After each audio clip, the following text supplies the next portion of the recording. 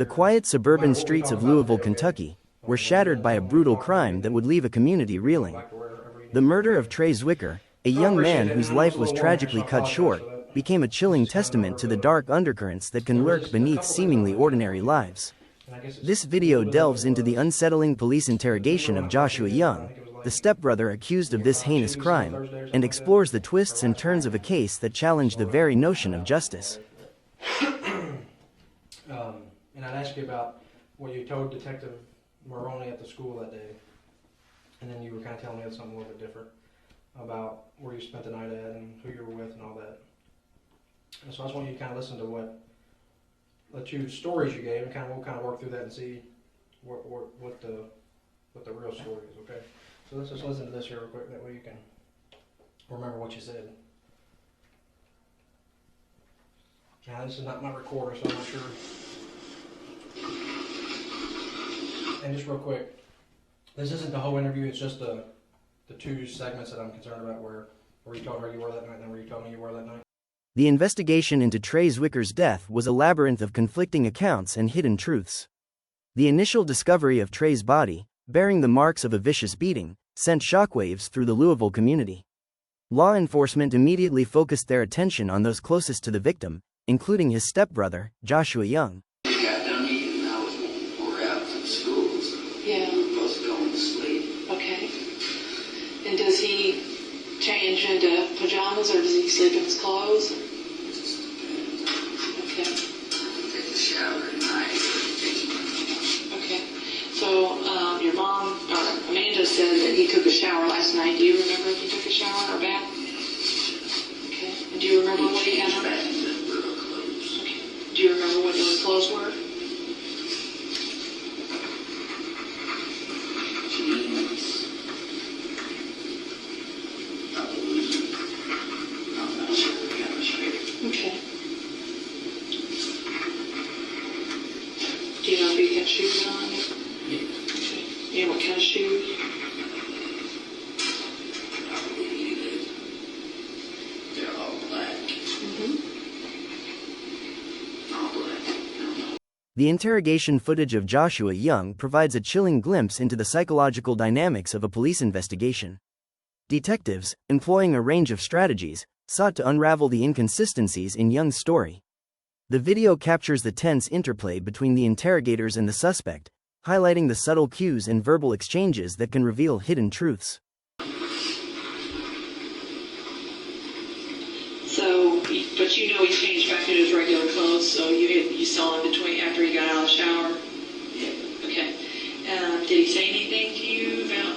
Okay. This is the part you're not. Tell me about the night after everybody leaves. You said something about the shower. Kind of walk through that. He said he was going in to take a shower. Where were you at when he said that? We were sitting on the back porch in the backyard because the cookout was just ending, and he said he was going to take a shower or something going in. And was Mackenzie there then? Was she? Yeah, she took a shower too that night. No, No, she. What? were you in the house when he took the shower? Because I came over here. So as he tells you on the back porch, I'm going to go take a shower. Then you He get said I'm going to go in here and take a shower and calm down for the night. And so I was going to come down here and just calm down for a little bit, watch some movies, and ended up falling asleep down here. Now Amanda, she not working to go. Young's initial account of the events leading up to Trey's death was met with skepticism. Detectives, armed with forensic evidence and witness testimonies, challenged Young's version of events. The interrogation footage reveals the gradual erosion of Young's composure as he grapples with the mounting pressure. Now, I guess my only concern is there's a little difference in your story today than when you told the detective over there at the gym, which was you told her that you were in the house when Trey was taking a shower. No, I was. I came over here when he was taking And that when he got out of the shower, you watched him put his clothes back on.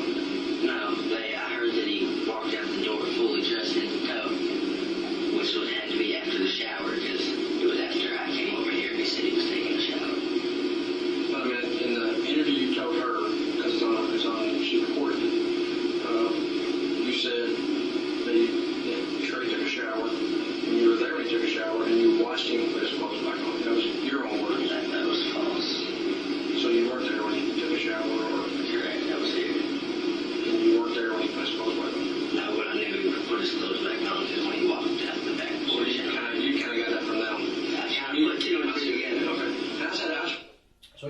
not concerned with the story there, right? Yes, sir. I mean, I would think that your first story that you told Detective Maroney at the school is probably the true version of the events.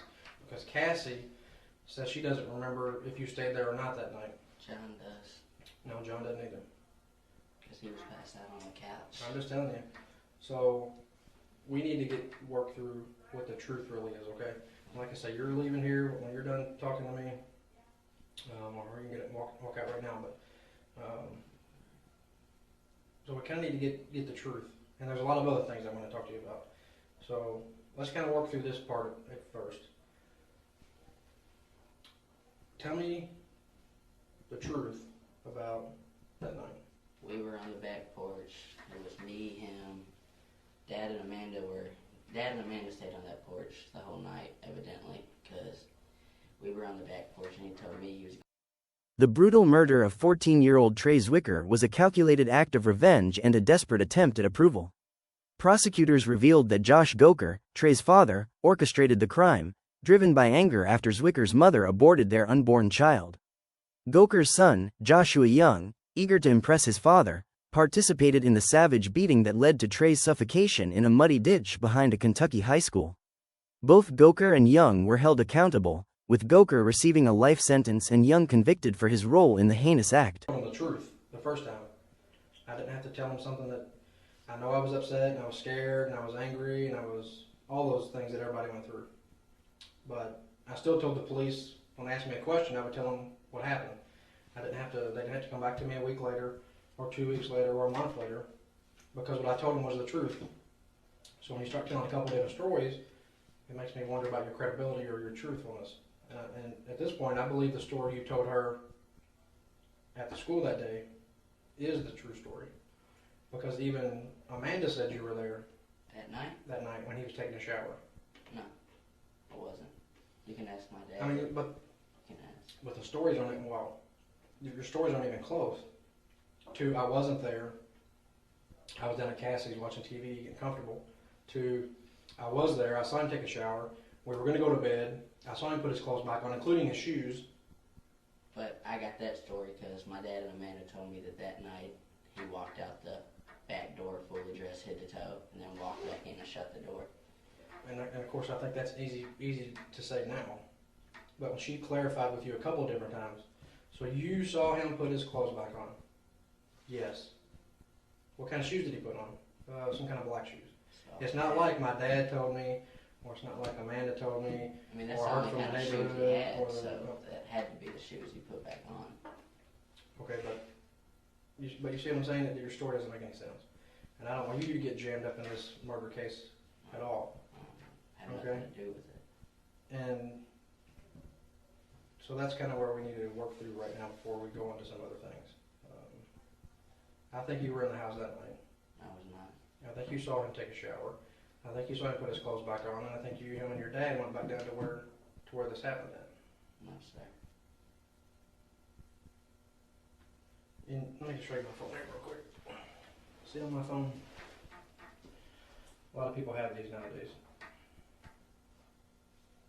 It's got a voice recorder on it.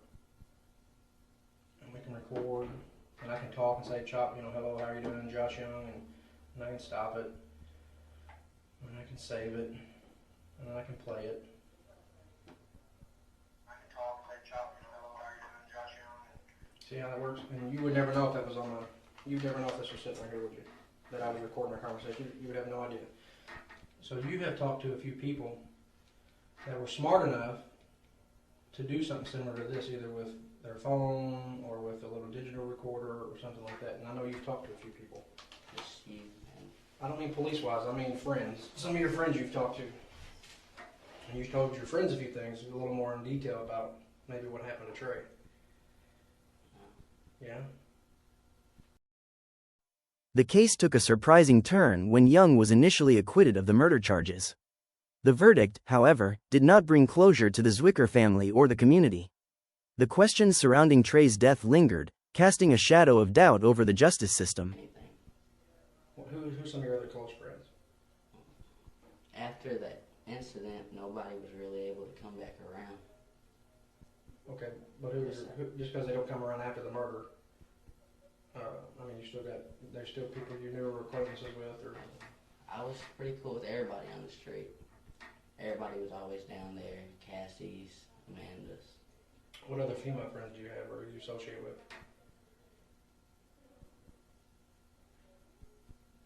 Not really any.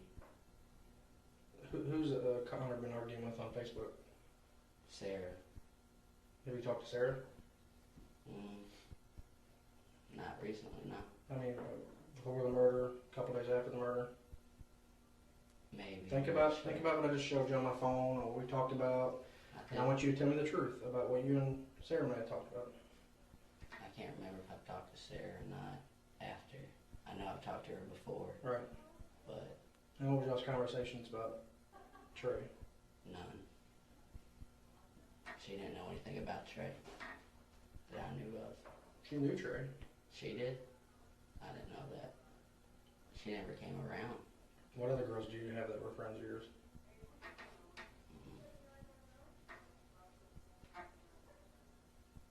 Not really any. Sarah's not even a friend. I don't talk to her anymore because Connor and her don't get along, so I haven't talked to her at all.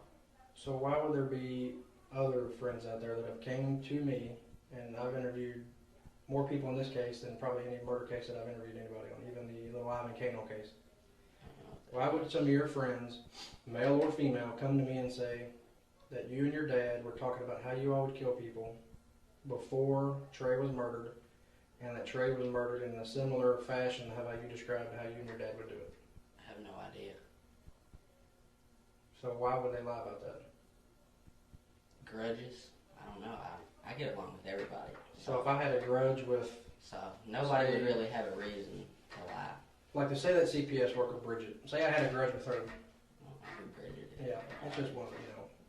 So if I had a grudge with her for any reason, some kind of work issue, you think I would go around saying, I mean, that'd Bridget be told a me- horrible thing. I know what Bridget you're told gonna say. me that her and her mom were going to talk about how they were going to kill somebody. I know what you're And then, you know what I'm saying? Yeah, that's a horrible That's- thing. Maybe for credit. It'd be Maybe something to be- different on a grudge. You could be like, you know, Maybe to be noticed. I don't know. were you talking about stuff like that maybe to be noticed? No. I never once talked about killing anybody, and I never heard my dad talking about killing anybody. And my dad liked Trey, and so did I. Okay, let's talk about the ride down. Why did y'all go to Alabama? What was the reason to pick Alabama? We were just passing through Alabama. What made you all even leave? The girl that was with you, who's she? Sister friend. Had you met her before? Huh? Had you Yeah. met her before? Yeah, no. I mean, because obviously your dad is on parole, so he's not allowed to even leave this county. And I know a few weeks ago y'all went to Michigan, and then y'all went to Alabama. So what was the conversation in the car and going down to Alabama when y'all driving in the car? What was some of the conversation y'all had? Can't even remember. And I'm specifically talking about just the incident with Trey. I don't even know if we talked to Trey about Trey on the way to Alabama. And you all talked about it because she did the same thing. She knew that your dad might be a little. She's not sure if she could trust him all the way, so she recorded some of y'all's. Years later, while serving time for an unrelated offense, Joshua Young made a startling confession. This confession, captured on tape, provided a chilling account of the events that led to Trey Zwicker's death. The confession revealed the intricate family dynamics that played a role in the tragedy, shedding light on the complex relationships that existed within the Zwicker household. About killing people a couple weeks before the murder, and Trey dies similarly. And this girl driving to Alabama, she's lying. So everybody's just lying. That's not true at all. So they're all just liars. I don't know what they are. They aren't telling the truth, so it must make them liars.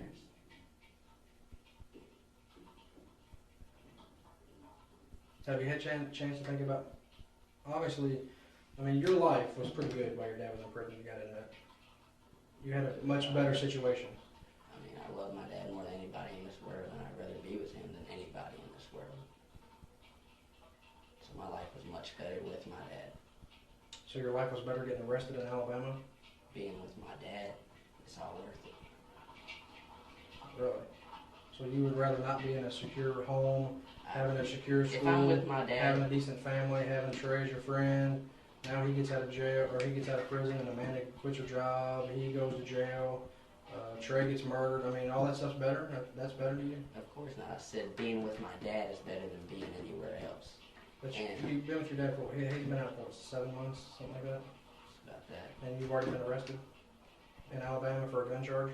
That's better? I'm Nothing- confused by that statement. That had nothing to do with it. Because, well, obviously you did, because they, at least you didn't let the charges get dismissed. So that was just accidental arrest. They had no reason to arrest me. Well, there was a gun in the room, and nobody had a permit to have it, so that's their city ordinance, so it's not an accidental arrest. I mean, Well, I mean, they could. I don't mess with no guns. I'm 15. Do I look like having a gun? well, and you don't think I've arrested 15-year-olds for carrying guns before? I'm sure you have. Okay, so then, I mean, but, I mean, that just doesn't make sense, but, it does to me. so, I mean, there's just a lot of inconsistencies in your story, and that's what I'm concerned about. Either I with have how not- you saw him, or when you didn't see him, or you talked about killing people, and then you didn't talk about killing people, you talked Never about talked about kicking killing him in the anybody. head, and then you didn't talk about kicking him, I mean, it just seems Kicking like him in the head? everybody's, yeah, I just said that about 5 minutes Yeah, ago. that's It seems like everybody's telling me stuff, and to you, everything's like, no, nothing happened, they're liars, I don't know what you're talking about. I've never said anything like that. Neither is my dad or anybody. Do you know much about, I'm sure you probably watch like the CSIs and all that kind of stuff. Yeah. I like Law and Order, but CSI's alright. A little more cheesy in it. It's alright. And then, how well do you know the girl in Michigan? Nikki. Nikki. No, I mean, we started talking on Facebook while my dad was in prison, but How old is she? how old is she? Yeah. I don't know. I mean, is she like 20 or is she like 40 or 10? I guess around my dad's age. Oh, I'm okay. not sure. What was the situation there with him and her? They were arguing over her talking to somebody or something. I don't know. Were you there, I guess, when he supposedly put a knife to her throat and all that? Mm-mm. Where were you at when that happened, supposedly? I didn't know that happened at all. So I can't answer that question. Well, I mean, did he ever go up there recently without you? I know you all went once. No. And then how did you all get up to Michigan? This last time? Yeah. My sister's mom. Which sister? Sister in Michigan. Okay. I had She a- drove all the way down here to get you all? Well, she stayed down there a little bit too, for a day. Oh, okay. How'd y'all get to Alabama? I don't feel comfortable answering that question. How'd you Here get to about Alabama? Trey. Yeah. I mean, I want to Did talk you about hitchhike or did you take a plane or that's all I'm asking? Did you take a train? No. We drove. Did that girl have a car? Uh-uh. So what's the deal with that lady down there? I don't want to talk. I ain't in that. I don't feel comfortable talking about that. I had nothing to do with anything about that, so I don't feel the need to talk about it.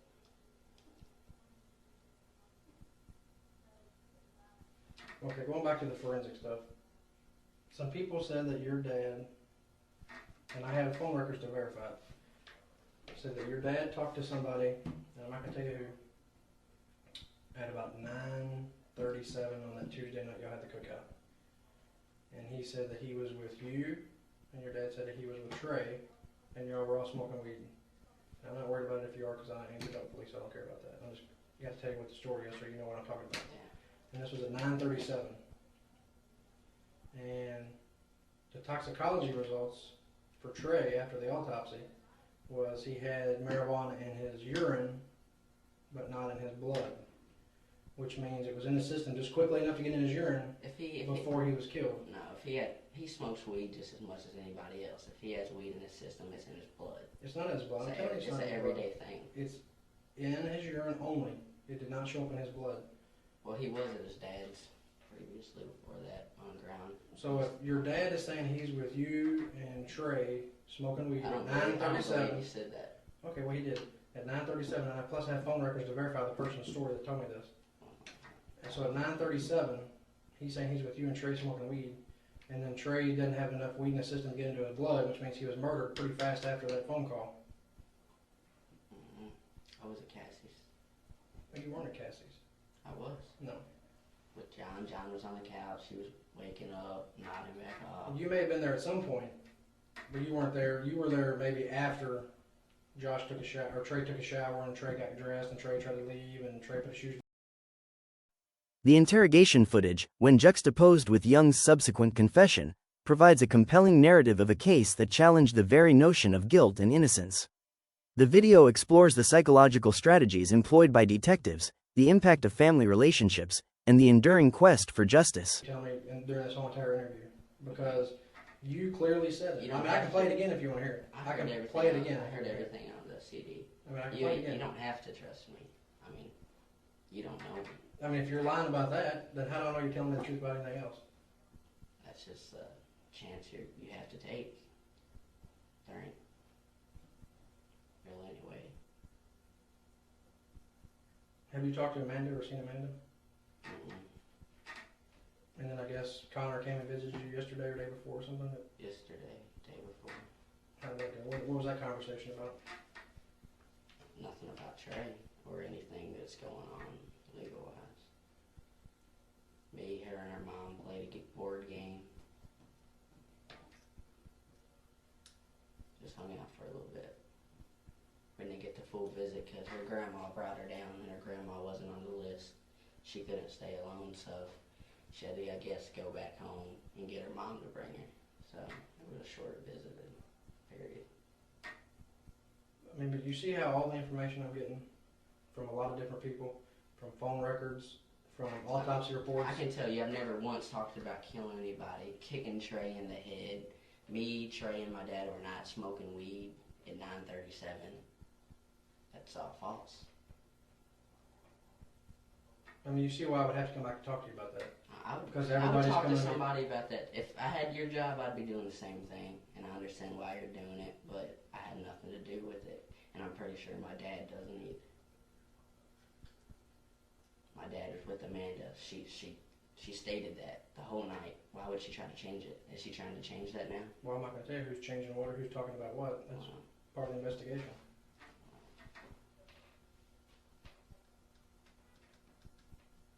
So have you had time to think about what might have happened down there that night? I mean, it's just blank in my head. Everybody's thought about it. I don't know what could have possibly happened. My feeling is you know more than what you're telling me. That's not true. And my feeling is, did you know your dad tried to call me twice yesterday? Mm-mm. And that he called me when y'all got locked up to let me know y'all got locked up? I didn't know anything, but I haven't talked to my dad since we got locked up, so no.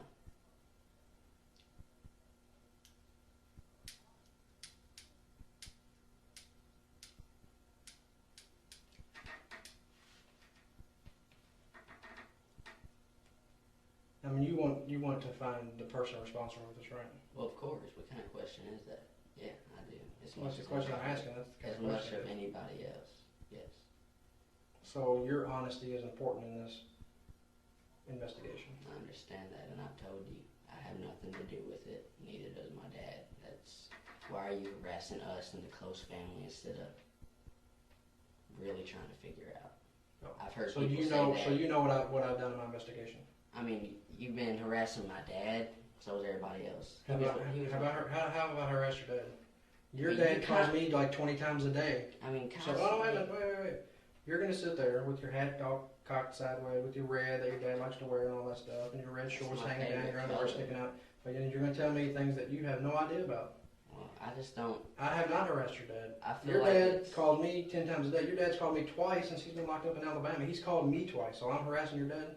So you're just you can sit there and say stuff that you don't know what you're talking about. Well, I feel Who like else have I it's- interviewed in this case? I have no idea. So then you don't know who else Me I've and my interviewed in this dad. case. You don't know who I've interviewed in this case. I'm talking about me and my father. Right, but you said I need to be doing stuff to find out who really did it. But you don't know what I Instead did. of interviewing So to me, sit there and just run your Dad, mouth is pretty Amanda. inappropriate. well, I'm sorry for You being should be sorry. inappropriate, but I didn't mean it that way. I just meant Well, how do you mean it when I say you I say think I'm it's an harassing you? inconvenience that you're interviewing me right now and I don't know anything. Okay, but you just said 10 minutes ago that if you had my job, you would ask you the same questions. Yeah, but not keep on going and saying that you think I know more than I'm saying, which I don't. I think that's harassment. That's calling me a liar. And Well, I think I can play it again if you want to hear your statement. I told you. Which, to me, you're a liar. Well, I'm sorry if you think that, sir. I mean, your own word. It's your own words. You can't take back your own words. Your own words where you saw him you knew he was taking a shower. The case of Trey Zwicker serves as a poignant reminder of the fragility of life and the enduring power of truth. Let us remember Trey and strive to create a safer and more just world for all. If you enjoyed the video, drop a like, comment, and subscribe for more true crime content. Share this video to raise awareness about the complexities of criminal investigations. Let us know your thoughts in the comments below.